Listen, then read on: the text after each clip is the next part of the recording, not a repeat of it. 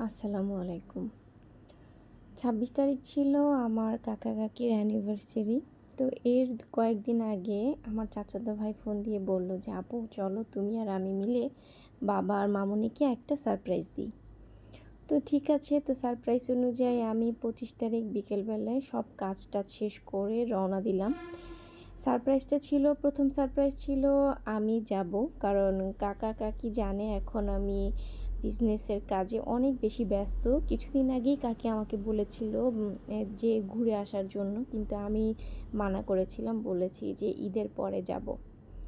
তো আমি তো বিকেলবেলা রওনা দিয়ে দিয়েছি। আমার যেতে, যেতে সন্ধ্যার পরে হয়েছে প্রায় 7:30 বাজে।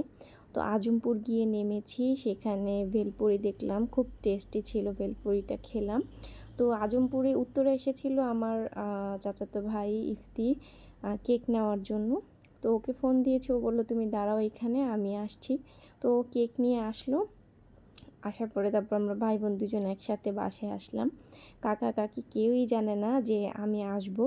তো প্রথমেই কাকি গেট খুলে তো পুরো আমাকে দেখে খুবই সারপ্রাইজ হয়েছে, কারণ কাকি তো ভাবতেও পারে নাই যে আমি আসব। তো বাসায় ঢুকে প্রথমে নাস্তা খেলাম পিৎজা, তারপর চা খেলাম।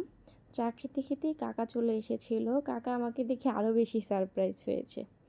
তারপর আমরা ডিনার করলাম। কাকি আমি একসাথে ডিনার করে আমরা গল্প করছিলাম, আড্ডা দিচ্ছিলাম। এর মধ্যে ইফতি আমাকে ইশারা দিয়ে বলছিল যে, "মাকে নিয়ে অন্য রুমে যাও।"